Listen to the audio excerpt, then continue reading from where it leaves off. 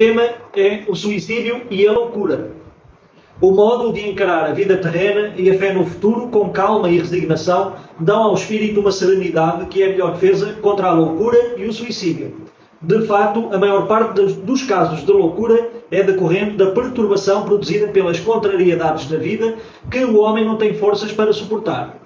Portanto, pela maneira com que o Espiritismo faz encarar as coisas deste mundo, ele recebe com serenidade, sem tristezas, as amarguras e as decepções que o desesperariam em outras condições. E fica evidente que essa força o faz entender esses acontecimentos e preserva sua razão de amá-los que o perturbariam se não tivesse a compreensão que o Espiritismo lhe dá. Dá-se o mesmo em relação ao suicídio, com exceção daqueles que ocorrem no estado de embriaguez e de loucura, aos quais podemos chamar de inconscientes. É certo que, quaisquer que sejam os motivos particulares, sempre têm como causa um descontentamento. Portanto, aquele que está certo de ser infeliz apenas por um dia e de serem melhores os dias seguintes, exercita a paciência. Ele só se desespera quando pensa que os seus sofrimentos não terão fim. E o que é a vida humana em relação à eternidade, senão bem menos que um dia? Mas para aquele que não crê na eternidade e julga que nesta vida tudo se acabará, que está oprimido pelo desgosto e pelo infortúnio, só vê na morte a solução dos seus males. Por não esperar nada, acha natural e até mesmo muito lógico abreviar suas misérias pelo suicídio. Pois bem, o Espiritismo nos dá uma perspectiva diferente sobre o futuro. Nos explica como se dá a continuidade da vida.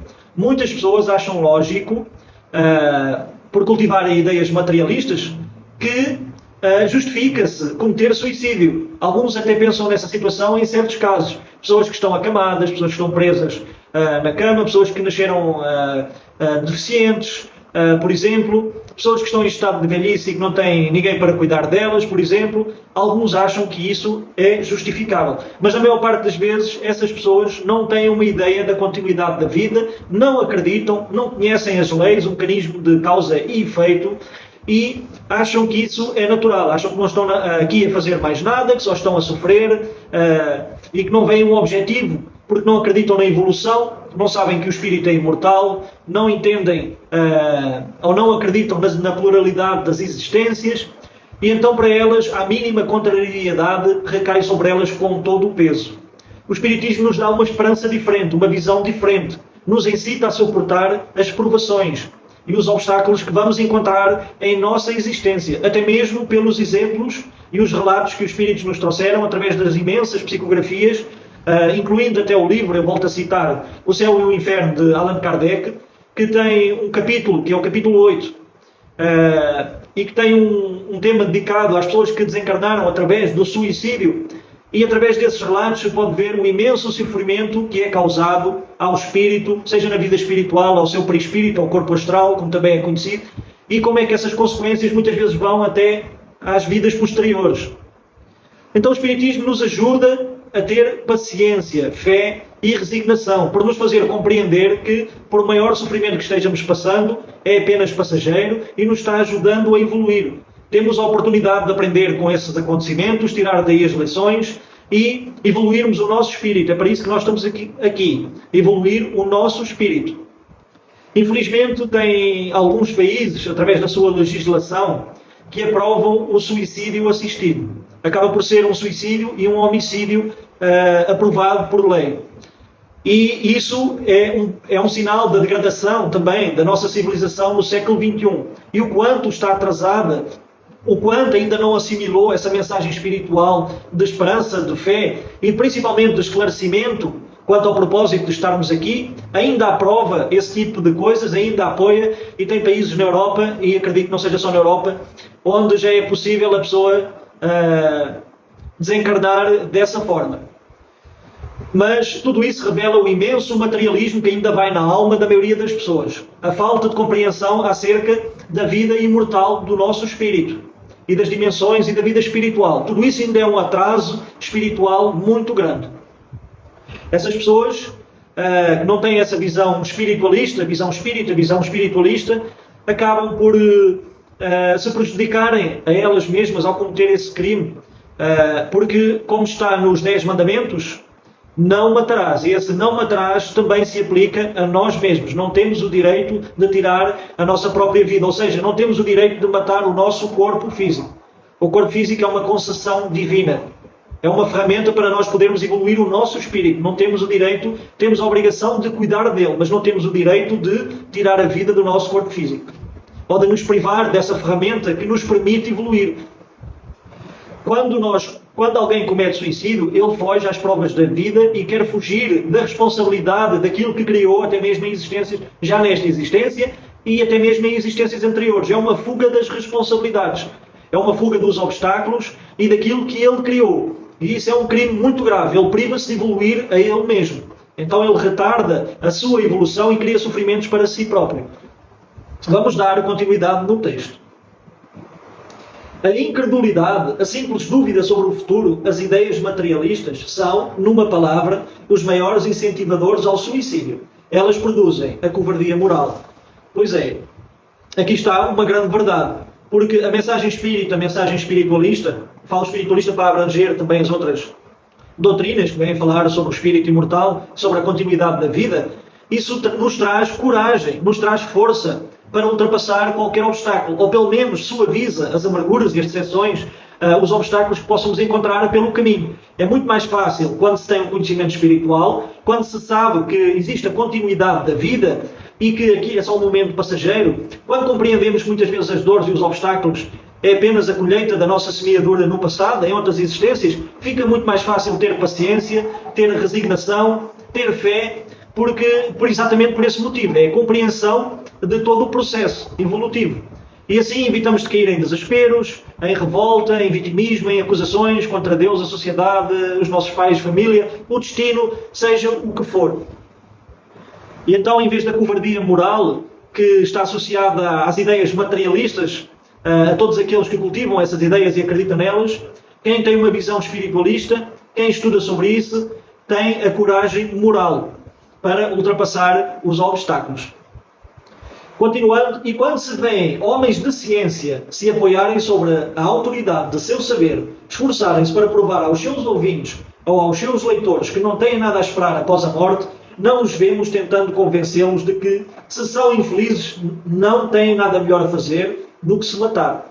Ora, estas pessoas, seja elas quem forem, mas isto acontece também entre aquelas pessoas ditas mais esclarecidas ou académicas, que têm diplomas, e que muitas vezes são cientistas ou são pessoas com uma certa posição social, que cultivam estas ideias para elas mesmas e não só, elas propagam e divulgam isso para a sociedade cá fora. Isso é uma coisa grave, porque se ensina totalmente o contrário do que se deveria ensinar.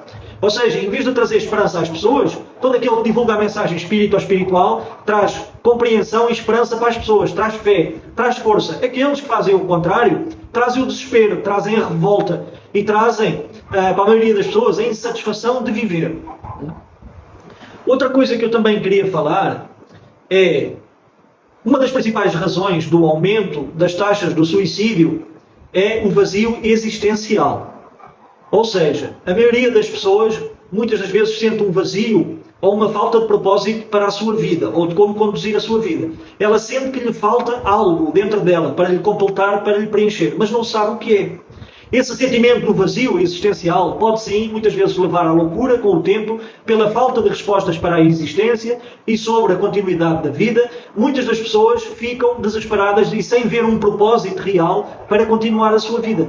Porquê? Porque a maneira como lhe apresentam o materialismo ou as ideias aqui na matéria física é algo que não lhe traz satisfação. Lhe traz um profundo vazio. O que é que falta nas nossas vidas para preencher esse vazio? É Deus. É Deus e a compreensão espiritual. A compreensão do processo do que é que estamos aqui a fazer. Para essas pessoas, muitas delas não encontram as respostas durante a sua existência e se desesperam e muitas vezes, infelizmente, cometem suicídio. Esse vazio existencial pode ser muito perturbador. Até a pessoa encontrar algo, ou encontrar as respostas, seja em alguma doutrina espiritualista, seja em algum livro, seja através de uma pessoa, seja umas notícias de espiritualidade ou algo assim, a pessoa pode entrar nesse caminho e se sentir bastante desesperada e sem a falta de respostas. Isto acontece com grande parte da humanidade. Tem aqueles que não querem saber. é verdade, mas esses não são a maioria. Eu acredito que não são a maioria. Tem aqueles que têm inteligência para compreender, mas não se dão ao trabalho de tentar estudar, de tentar saber as informações. Enfim, também estão muito apegados à matéria, à terceira dimensão, querem só viver a matéria, não querem saber nada do espírito, não querem saber nada de evolução e continuidade da vida. São os epicuristas, digamos assim, e só lhes interessa satisfazer aqui todas as suas as sensações, todos os prazeres sensórios. Mas é essa situação. É esse o grande papel da doutrina espírita e das mensagens espiritualistas. De trazer essa fé, essa esperança e essa compreensão para a vida das pessoas. Fazer as pessoas compreender. Então, existe continuidade da vida. Não existe morte. O sofrimento tem um propósito. Não existe caos. Tudo tem uma causa. Com todas essas questões compreendidas, fica muito mais fácil a preencher esse vazio existencial que é imensamente perturbador. Isso leva ao suicídio e leva, muitas das vezes, à loucura. Continuando aqui no texto, que poderiam-lhes dizer para desviá-los disso? Que compensação poderiam-lhes oferecer? Que esperança poderiam-lhes dar? Nada além do nada. É isto mesmo, exatamente, que aquelas pessoas que são materialistas propagam o nada e acabam por não ensinar nada. E acabam por contribuir para a falta de esperança e para esse vazio existencial. Então é uma grande responsabilidade. A conclusão é lógica. Se o nada é o único remédio heróico, mais vale cair nele imediatamente do que mais tarde. E assim sofrer por menos tempo. Ou seja, para essas pessoas não se vê propósito na vida. Então é mais fácil, em vez de estar aqui os anos a sofrer, é mais fácil ir mais cedo do que estar à espera. Porque chega a velhice, ou as doenças, ou seja o que for. Então é uma mentalidade muito egoísta e muito pobre. A propagação das ideias do materialismo é, pois, o veneno que introduz em muitas pessoas o pensamento do suicídio. E aqueles que se fazem partidários e propagadores dessas ideias assumem sobre si uma terrível responsabilidade. Com o espiritismo, a dúvida não é mais permitida e a visão da vida muda. Aquele que crê sabe que a vida se prolonga indefinidamente além túmulo, embora em outras condições. Daí a paciência e a resignação que o afastam naturalmente da ideia do suicídio, resultando em uma palavra, na coragem moral. Além e acima de tudo, o Espiritismo ainda tem uma outra conclusão também positiva e talvez mais determinante. Ele nos mostra os próprios suicidas vindo relatar sua posição infeliz e, com os seus relatos, provar que ninguém transgride impunemente a lei de Deus que proíbe ao homem dar cabo de sua vida. Para os suicidas, mesmo levando-se em conta que o sofrimento é temporário e não eterno, nem por isso deixa de ser terrível e as consequências que dele resultam dão o pensar a quem quer que seja tentado a se suicidar e partir daqui antes da vontade de Deus. Para contrapor-se à ideia do suicídio, o espírita tem vários motivos. A certeza de uma vida futura, na qual ele sabe que será muito mais feliz quanto mais confiante e resignado tenha sido na Terra. A certeza de que, ao encurtar a sua vida, alcançará um resultado completamente oposto daquele que esperava, porque liberta-se de um mal para entrar num outro pior, mais longo e mais terrível, que se engana ao acreditar que por se matar chegará mais rápido ao céu. E, além de tudo, o suicídio também é um obstáculo para que ele se reúna às pessoas de sua afeição que esperava reencontrar no outro mundo. Daí a consequência de que o suicídio, dando-lhe apenas decepções, está contra os seus interesses. Ou seja, no suicídio só existe desvantagem evolutiva para o nosso espírito. Nos estamos a ferir a nós mesmos, estamos a interromper a nossa atual existência, impedindo-nos de passar pelas provas que nos fariam evoluir e conquistar um estado mais feliz no futuro. Encontraremos problemas no plano espiritual, muito provável, cada caso é um caso, cada suicídio é diferente e as motivações que conduzem a ele também são diferentes, mas infelizmente muitos dos suicidas, uma parte calha no vale dos suicidas, no umbral, isso já foi relatado pela espiritualidade. Estão ali reunidos vários suicidas, reunidos por afinidade energética e muitas das vezes revivendo os seus próprios, a maneira como se mataram. Isso também fica muito patente e esclarecido no livro Céu e Inferno, na parte onde os suicidas fazem os relatos do que aconteceu com eles, das consequências do suicídio.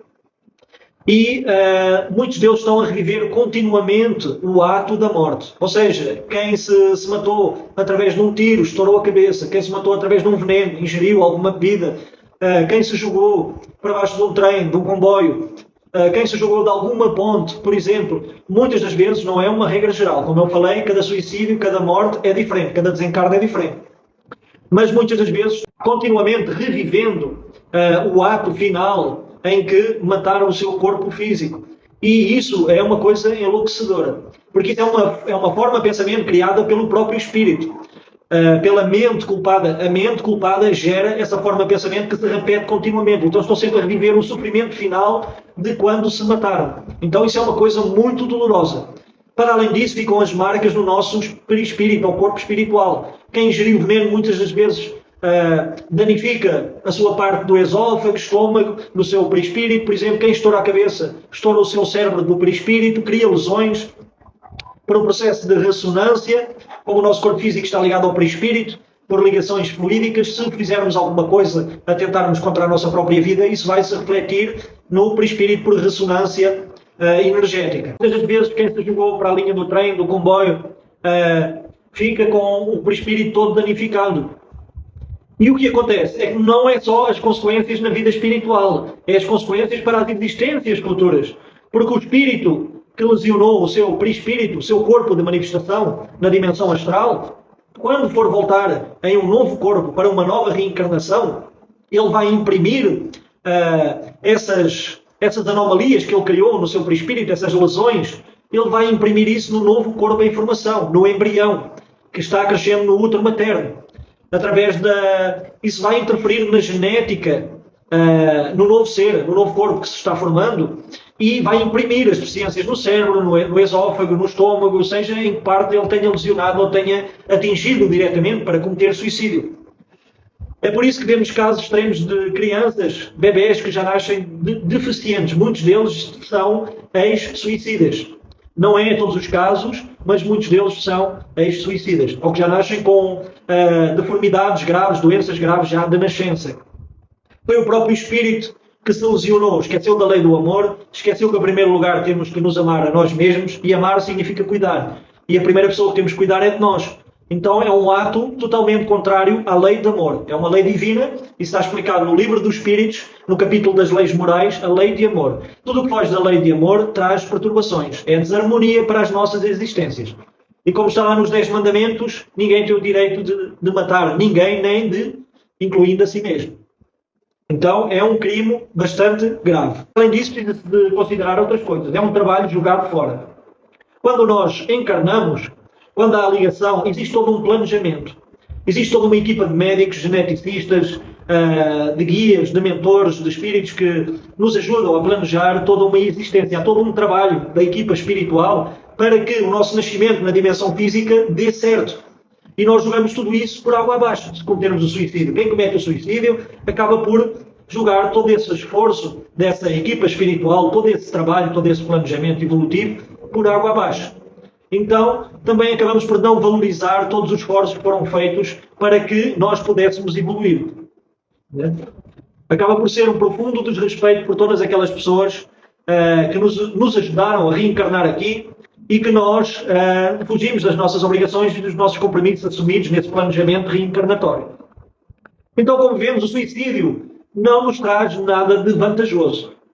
O que podemos esperar certo do suicídio é o sofrimento no plano espiritual e também nas existências posteriores. Eu lembro-me de um caso que está no livro O Céu e o Inferno, de uma mãe que o seu filho era ainda jovem, mas era um filho brilhante, era um filho intelectual que se dedicava aos estudos, muito dedicado, muito disciplinado. Era muito jovem, devia ter os seus 18, 19 anos, mas desencarnou. Teve uma doença repentina, ninguém estava à espera e desencarnou. O que aconteceu? A missão desse jovem era desencarnar cedo, com 18, 19 anos, desencarnar através dessa doença. Porque ele veio cumprir um período de tempo, determinados anos, que ele não conseguiu cumprir em existência anterior. E para os pais era uma aprovação para a sua fé. Eram lições que precisavam de ser aprendidas pelaquela mãe e pelaquele pai. Esse jovem de 18, 19 anos desencarna doente. A mãe se desespera e no dia do velório, em casa, a mãe fala qualquer coisa para o filho, eu já não me lembro exatamente, mas fala qualquer coisa, a seguir vou eu. Ou nos vamos reencontrar. Mas as pessoas que estavam no velório, o marido da senhora e os familiares, não ligaram muito àquilo, pensaram que era apenas um momento de desespero, de lamentação.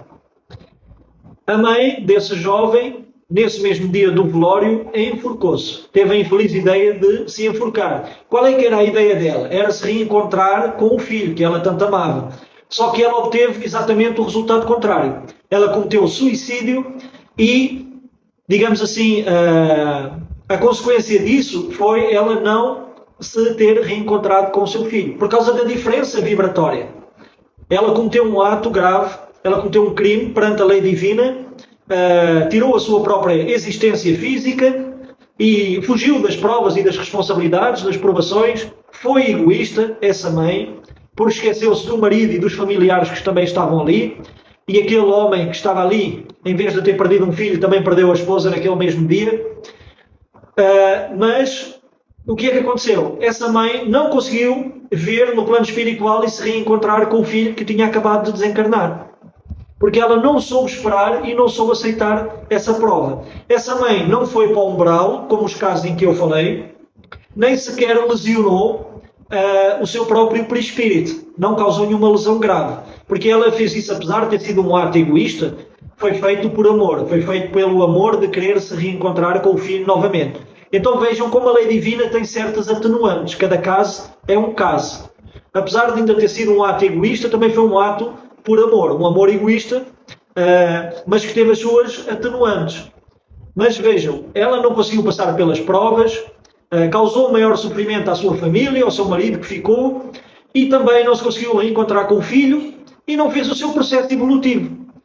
Depois o filho dá uma comunicação na sociedade espírita e fala que se ela tivesse aguardado um tempo, se ela tivesse sabido interpretar as lições, tivesse suportado essas provações, bem depressa teria, de forma natural, teria desencarnado e se encontrado com o próprio filho. O espírito da criança explicou, o espírito desse jovem explicou que a mãe não conseguiu se encontrar com ele por causa da diferença vibratória. O espírito estava mais leve, estava numa vibração mais elevada. E a mãe, com o peso daquele crime, não conseguia acessar onde o filho estava. Ela mesma é que se impediu o acesso ao próprio filho. O acesso vibratório. Ela ficou pesada dimensionalmente, falando assim. E não conseguiu... Por exemplo, o filho dela estava ao lado dela, o espírito do filho, e ela não conseguia vir. Não conseguia ver, por causa da diferença vibratória. Então vemos, cada caso é um caso e o suicídio não traz vantagem evolutiva nenhuma para nós como espíritos. E também ficamos a entender que o espiritismo e todas essas mensagens trazidas pelos espíritos, esses exemplos, são um grande preventivo, digamos assim, para a loucura. Agora nós entendemos o processo evolutivo, já não há mais razão para nos desesperarmos e ficarmos loucos com as dores, com os obstáculos, com tudo o que nos acontece. Agora temos um entendimento, temos um roteiro. Esse roteiro é o Evangelho. O Evangelho vem nos ensinar como suportar, como aprender com as lições, como evoluir. Temos a mensagem de Jesus, temos o Evangelho segundo o Espiritismo. Então já não temos já não faz sentido todo esse desespero, já não somos cegos. É o mais importante. Já não temos desculpa para não evoluirmos pelas nossas próprias forças. Vou falar de outra coisa relacionada com a loucura. É o seguinte, tem muitas doenças, e até mesmo crianças, que são catalogadas, são catalogadas, ou é dito a essas crianças, a essas pessoas, que elas têm certa e determinada doença. Alguns falam, você é autista, você tem TDAH, está muito na moda, você tem isto, você tem aquilo. Eu quero falar o seguinte, é que muitas dessas supostas doenças, e que estão a ser catalogadas como doenças, por psiquiatras ou psicólogos, na realidade não são doenças. Em muitos dos casos não são doenças. É apenas manifestação da mediunidade. E como falta visão espiritual e conhecimento espiritual a essas pessoas, a esses especialistas da área da psicologia ou da psiquiatria, criou-se essas nomenclaturas e está-se induzindo crianças e pessoas, induzindo nelas e lhes convencendo que elas estão doentes, quando na realidade o que elas têm é manifestação da mediunidade. E porquê é que eu estou a falar isto? Porque tem muitas pessoas que são consideradas loucas nos manicômios, que são tratadas com remédios e que enlouquecem de verdade com esse tratamento, quando na verdade o que elas têm é mediunidade. Mediunidade não educada. Essas pessoas não sabem que têm mediunidade e acreditam, muitas das vezes, nesses diagnósticos desses ditos especialistas, que lhes falta o conhecimento da vida espiritual e que contribuem para a loucura dessas próprias pessoas. Se houver alguém que lhes pudesse esclarecer, bastaria dizer, olha, você tem mediunidade. E mediunidade não é uma doença. Você só precisa educar essa mediunidade, ou pelo menos orientar a sua vida segundo o Evangelho, e aí essa mediunidade vai se manifestar de forma mais harmónica. Então é isso, é a falta de esclarecimento. Tem muitos médios, muitas pessoas que não sabem que são médios e que são considerados loucos e que estão fechados aí nos manicômios recebendo esses tratamentos, essas terapias de choque e de medicamentos atrás de medicamentos que os tornam realmente loucos. Felizmente, em Portugal, já existe uma associação, eu agora não me recordo o nome exatamente, mas é uma associação que tem especialistas na área da psiquiatria, psicólogos, que já têm o conhecimento da doutrina espírita e então já sabem orientar quando é esses casos em particular. Já não se manda essas pessoas que não têm nada de loucura, que são perfeitamente saudáveis, apenas têm uma mediunidade que se manifesta de forma desarmónica. E então já sabem orientar essas pessoas. Olha, vá no centro espírita, vá ler sobre o Evangelho. Você tem aí, se você falar no centro espírita, na casa espírita, vão-lhe saber orientar. Você vai escutar umas palestras, leia sobre o Evangelho, vá tomar água fluidificada, vá receber um passo para harmonizar o seu equilíbrio energético, a sua mediunidade. Então já sabem esclarecer. Mas isso é algo que é grave no caso das crianças, porque se faz acreditar à criança que ela é doente. A criança já nasce com essa mentalidade de que é doente. Isso é nocivo para a evolução da própria criança e os pais reforçam isso na criança. E então, se o meu filho tem este e aquele comportamento é porque é doente, ele tem este ou aquele problema. Então reforçam isso na mentalidade da criança. Isso não é nada saudável quando essa criança cresce. Então hoje em dia vemos as pessoas dizer eu tenho TDAH para justificar isto e aquilo, eu tenho a outra nomenclatura científica que dão para determinado problema para justificar a minha falta de concentração ou a minha falta de disciplina ou qualquer outro motivo. Então compreendamos que em muitos desses casos é apenas mediunidade. Também tem um outro aspecto aí que é o aspecto lucrativo, não é?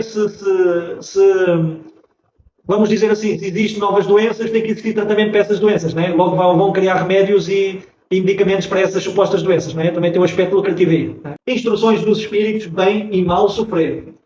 Mensagem do Espírito de Lacordaire, em Havre, 1873. Quando Cristo disse, bem-aventurados os aflitos, pois deles é o reino dos céus, não se referia àqueles que sofrem em geral, pois todos os que estão na terra sofrem, estejam ou num trono ou na extrema miséria, mas poucos sabem sofrer. Poucos compreendem que somente as provas bem suportadas podem conduzir o homem ao reino de Deus. O desânimo é uma falta. Deus vos recusa consolações se vos falta coragem. A pressa é a sustentação para a alma, mas não é suficiente. É preciso que se apoie sobre uma fé viva na bondade de Deus. Jesus vos disse muitas vezes que não se colocava um fardo pesado sobre ombros fracos. E sim, que o fardo é proporcional às forças, como a recompensa será proporcional à resignação e à coragem. A recompensa será tão mais generosa quanto mais difícil tiver sido a aflição. Mas é preciso merecer a recompensa e é por isso que a vida está cheia de tribulações. O militar que não é enviado à frente de batalha não fica feliz, pois o descanso no acampamento não lhe proporciona promoção. Sede como militar e não desejeis um descanso que enfraqueceria vosso corpo e entorpeceria vossa alma. Ficai satisfeitos quando Deus vos envia à luta. Essa luta não é o fogo da batalha, mas as amarguras da vida, em que algumas vezes é preciso mais coragem do que num combate sangrento. Pois aquele que se manteria firme diante do inimigo poderá fracassar sob a pressão de um sofrimento moral. O homem não tem recompensa por esse tipo de coragem, mas Deus lhe reserva coroas e um lugar glorioso. Quando vos atinge um motivo de dor ou de contrariedade, esforçai-vos para superar isso. E quando chegardes a dominar os ataques da impaciência, da raiva ou do desespero, podeis dizer com uma justa satisfação: fui o mais forte. Bem-aventurados os aflitos pode-se traduzir assim: bem-aventurados aqueles que têm a ocasião de provar sua fé, sua firmeza, sua perseverança e sua submissão à vontade de Deus, porque terão 100 vezes a alegria que lhes falta na terra e depois do trabalho virá o descanso. Pois é, existe uma maneira bem sofrer e mal sofrer. Existe um sofrimento, uma maneira de encarar o sofrimento que pode ser proveitoso e que pode nos ajudar a evoluir. E existe uma maneira que é o mal sofrer que não nos ajuda a evoluir, que são as revoltas, as lamentações, as acusações, o vitimismo. Isso não nos ajuda a evoluir. Qualquer minério, se pensarmos no minério, é uma boa comparação. O minério passa por várias transformações até ser utilizado para alguma... Pode ser utilizado para alguma peça de tecnologia, para para computadores, para fazer um chip, até mesmo para os celulares, para os telemóveis. Tem mil e uma aplicações que os minerais podem ser utilizados. O mineral sofre todo um processo de transmutação, de transformação. Muitas vezes sofre calor, sofre frio, tem outros processos de transformação. Acontece o mesmo com o nosso espírito. Essas provações, essas dificuldades, esses obstáculos, esses sofrimentos, são essas transmutações, essas transformações que nos ajudam o nosso espírito a evoluir, nos traz missões, põe a nossa força à prova, testa a nossa paciência, testa a nossa capacidade, nos faz mais fortes. Toda a gente já teve momentos de dificuldade e saiu das dificuldades mais forte, não é? mais sábio, mais confiante. E é isso, o processo do espírito é exatamente a mesma coisa. Não vale a pena se rebelar contra esse processo.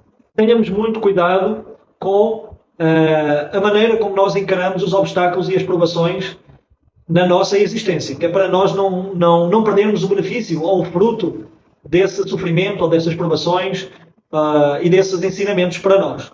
Então vamos encerrar a nossa aula. Eu agradeço imensamente a vossa presença aqui, que tenham uma ótima semana, até à próxima terça-feira e fiquem com Deus.